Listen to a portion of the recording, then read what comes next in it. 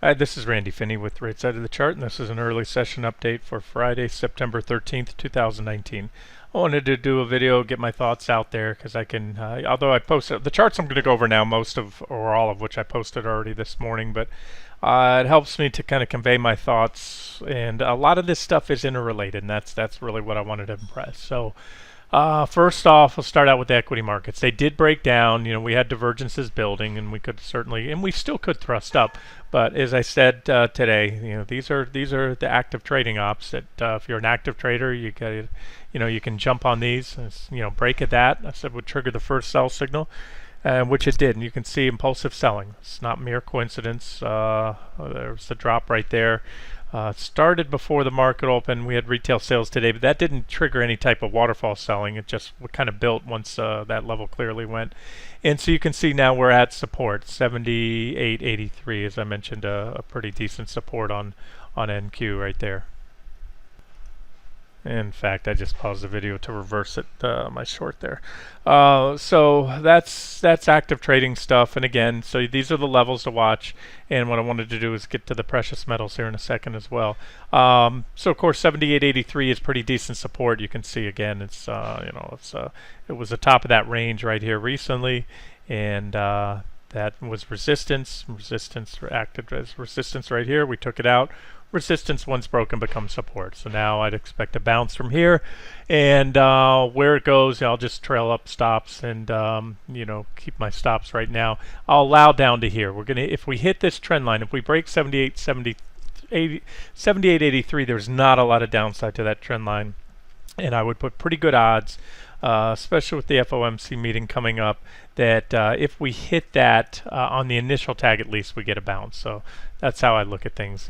From here, pretty much the downside's limited right now before a bounce. And of course, if that goes, if something big happens, we waterfall sell. That's what stops are for. But I'd have stops a little bit below there, and ideally on a 60-minute close. So as of now, again, just looking to game a quick bounce, and I'll determine that. I'm trying to wrap the video up and determine my target here. All right, next one up is ES. ES broke as well, and again, not coincidence. These lines came in together, and it's like I said, you want to see not one but both break. So ES broke, and there's still plenty of room for these divergences to kick higher. And with the FOMC meeting coming up, maybe that's what we do is move a little bit higher. But again, I believe that the upside is limited right now. So while we don't have as good a support here, and there's another good example, takeaway from trading, the reason I reverse, whether it plays out or not, we don't have, if I was an ES trader, I'd say, oh, breakdown, I don't see really a lot of support until, maybe this reaction low and then all the way down here. But again, NQ just hit support, and NQ has most of the same top components, not all, but most of the top components in ES are the same ones in NQ. So if NQ bounces, then ES will bounce as well. Let's talk about RTY for a second. I haven't done a lot of updates there, but I've covered it a couple times recently. This is the breakout in the small caps IWM that I mentioned the other day, and as I said, the small caps only going to go so far without the large caps. So if there's minimal upside in the market, as I suspect, 2-3%, 1-2-3% max, then and we're going to take a big leg down in the large caps. Small caps will certainly follow suit eventually. They'll breakout will fail that I highlighted, and here's a level right now on the 60-minute chart. You can see we have a downtrend line as well. So right now it's that they've had a heck of a run up. They have recently broken on the daily, but you can see divergence, the small divergence line right here, negative divergence there. Small caps popped hard this morning, kind of hard, nice little pop after the open, but I'd say the risk reward is very unfavorable right now in the small caps. In fact, I just shorted the RTY today, right now before the video, and if it breaks this trend line right here and the large caps confirm, then I will I'll add to that short position. So right now I'm semi-hedged. I told you I just reversed to long in NQ. I still have the short on RTY, and as soon as I wrap this video up, I'm going to determine whether I want to close that one out and just have a raw index long with the NQ, or have it partially hedged with the RTY short. But targets, if you are looking at this one, Yes, there's support right here, about 1577, and then the uptrend line. So I prefer this uptrend line, although that 1577 is a pretty significant support level, but this is what I'm looking at there. Okay, I just had a bing pop up. I just had a PL price target hit, order filled on PL, so I'll start there. That's my order was set a little bit below that level. Let me make sure that's all contract. Yes, okay. That took me out of all PL contracts. So that's that target zone. And like I always say, these are unofficial trades. Things are moving fast. This is short-term swing trading, active trading stuff. I give myself an F for the official trades on the front page. I haven't been updating those. I haven't really been, following those as much. I've been more into active trading mode lately. The QQQ official trade closed below the suggested stop, so I'll let it go, and I give you my thoughts clearly on that yesterday. I'm still holding on to my shorts because I'm hedged. Well, a little less hedged now, but this also was in my active trading account, and I have to look to see where I have orders set in my IRAs. If I have the PPLT, which is ETF, in my active trading account, I'm using the futures. But either way, I wanted to mention that's it. I'm out of this one. Some little divergence forming. I was only looking for a bounce on these. They could certainly go more, and I'll get to the other ones. I think there's a little more upside left in gold and silver, maybe as well in platinum, but again, that's my target, and I always sell just shy of the actual resistance levels in case you get a reversal. Sometimes a buyer step in early, and you can see on here that was 965.69 was the bottom of that level there. In fact, I had that order carried over from yesterday. I probably would have modified it this morning had I checked it. But either way, I'm out. Let me just move on to the next one. Gold, I'm still in gold and silver. Here's gold. Gold, remember yesterday we didn't have an uptrend line, and then this morning I posted now we do have a pretty clean uptrend line. And then when I took the screenshots this morning, gold was up a little, and right as I was finishing up that post, I said, hey, at the very last paragraph, I said, look, right before I was typing this, we had this sharp pullback this morning, see that? And that was a buying op. So hopefully you guys got that email in time, because you could have stepped in, bought gold right there. That's where it fell to, just as I published that post. And so far, so good. It's held support. And look, it doesn't guarantee it, it'll continue to play out, but you have an uptrend line forming, and it's TA 101. You buy pullbacks to the trend line. You can set a stop below, or you can have a stop below the big 1500 level. That's the most important level. It's more important than the trend line, in my opinion. But again, there's a level if you're looking for objective, even if you're just day trading gold. I mean, gold. What is gold is about 100, and I think it's about $150,000 per single GC contract. So every 1% you get in there, you're talking $1,500. So 0.5%, $750, per contract. There's the minis too. If that's too big for your taste, there's a lot of mini futures out there now, gold, silver, the equity indexes, and they trade with the same levels, just less leverage factor. If that isn't in your comfort level. So there it is. Gold, I think we're coming up here to at least this 1534 level, and quite possibly that 1543. However, there's a resistance around 1521. And again, the reason I'm doing this video is watch the equity markets. If the if those levels break right here, and I don't suspect we'll see that happen before the FOMC meeting.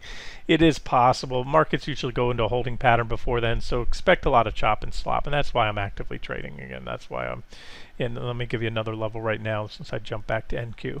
So what I'm kind of getting at is you can manage your gold and silver trades if you are trading those around what this is doing. So you get a breakdown there, and then gold had a little spike up. It wasn't coincidence. Gold fell to the trend line support right about the time the equity markets broke this support. Stocks dropped, and then gold went up. Remember, gold's a risk-off asset, and right now I like it because you have near-term bullish charts on gold as well, so that even helps support being long the precious metals as a hedge to my index shorts. Again, I'm talking swing accounts. I know I probably confused the hell out of you because I mentioned reversing long at the beginning of the video. All right, one more. Let's look at silver. Got it somewhere on here. There we go. All right, silver had this trend line yesterday, broke below, back tested, but I said this is a level I was concerned. I added towards the end of the coverage in that video, I added this line at 1806 and said that's really the level I want to see silver hold. And as long as it does, it looks good. It looks good to me. Numerous tests since then. So there's upside targets, of course, any of these levels right here with a maximum target up there about 1877. I'm really preferring this level right now. That's where if we get there soon, I would I'd sell out of my silver position. Now, we'll see what happens. This is everything I'm telling you right now. Friday can and most likely will change before Wednesday of next week, and that's when we go into the Fed meeting. Then I'll decide what to hold, what not to hold. Because if I still think we're going to get a big leg down in equity soon. If that happens, we could have another big thrust up in the metals. They put in a divergent high. They had a correction.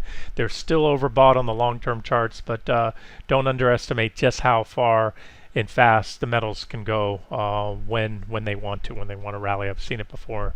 You go back to 2016 early, you'll see an example of how overbought in the rally can get in the metals and miners. So food for thought there. So what I'm telling you is I may go back into metals and hold on to longs. Whether I take these trades out now, these are just, I'm looking at these as tactical trades now, meaning shorter term trades based off this, this bullish falling wedge pattern, the breakouts, the pullback to support everything else. So I just wanted to show you the levels there. And of course, like gold had that $1,500 level. This is probably comparable on silver because that's where we bottomed the other day and it was pretty decent support, 17,880. So at least a stop below there somewhat. Lowest stop I would have right here, right now, if I was swing trading, it would be 17, this level, a little below that 1763-ish level. Okay, crude oil, I mentioned a potential bounce trade off that 54.16 level yesterday. I also said there wasn't divergence, which means at best that's good for a bounce trade, not anything I'd position long for a swing trade. And it did, that bounced, I don't know what that is, I'd have to measure it out. It's about almost 3%, 2.5% or so bounce. But right now, I don't have a strong opinion, so I just want to touch on it and tell you I don't have a strong opinion, but yeah, we'll leave it at that. It will trade most likely in line with the market. So again, let me just get away from that one and show you things that I might have a better opinion on. The ag commodities I still like. They're nice trading vehicles. Now what I'm showing you here on ZW, I'm starting out with wheat. And again, you can trade the wheat ETN, WEAT. Just the futures have much easier charts to read because there's more levels to watch because of the round-the-clock trading. And also, some of these ETNs, I think it's wheat included, they stopped trading at, 1:30 Eastern time, and then they shut down. They open up later in the day, so they have kind of quirky trading hours. But again, this will show you all the trading hours, which are mostly when the markets, a lot of that's when the markets are closed. So you have this potential small wedge here, right? You see the divergence.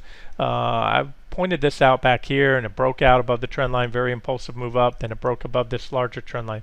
So the way I view this is a bigger, much more powerful pattern, big divergent low right here. This is bullish. This tells me that wheat's going higher, at least to my target up here about 512.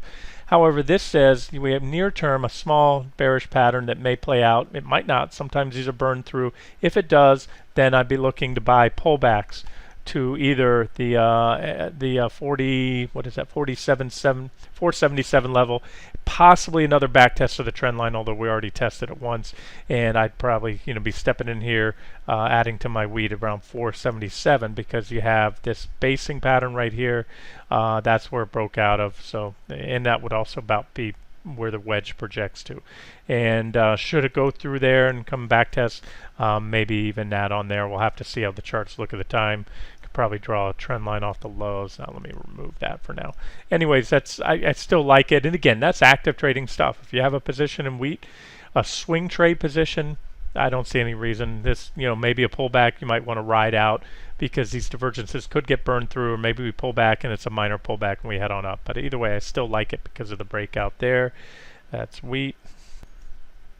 Here's corn. Couldn't be playing out any better. If you recall my last update, well, first I highlighted that we had a wedge right here, bullish falling wedge, positive divergence, confirming the bullish nature of the wedge, breakout, and then I highlighted this level as the big level that needed to go. Once we took out 363, said we'd run, boom, there it is. There's the breakout, and that's probably about, I don't know, 3% or so gain so far, right up to that downtrend line. In the last video, I had this downtrend line here, which I've simply extended since. There it is, and so that's what we hit. We hit resistance. That's your next breakout point.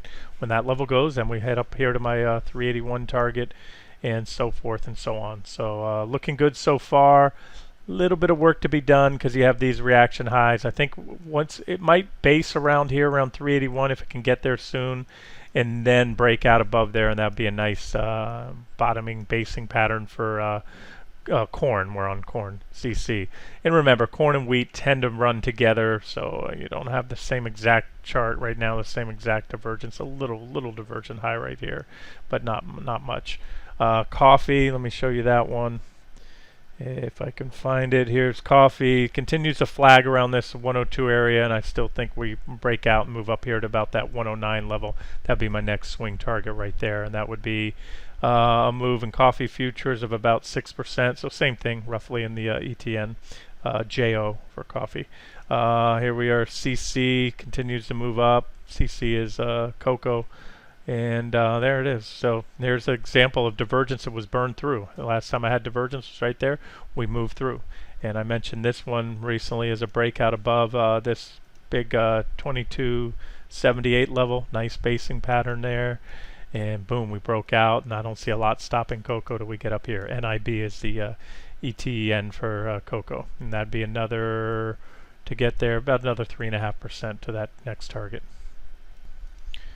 Okay, we'll wrap it up here. I just wanted to look at RTY again to decide whether I want to leave that short on for now. I'll do that for the time being because I do think this breaks. I think the upside's limited, so I'm actually fine with RTY staying short. And the NQ trade, I'll probably be in or out of that. I should say out of that long, probably by the time you listen to this video. All my trend lines went away, but that's it. We'll wrap it up here. Let me get this out to you guys. This has been Randy Finney with Right Side of the Chart. Hope you enjoyed it.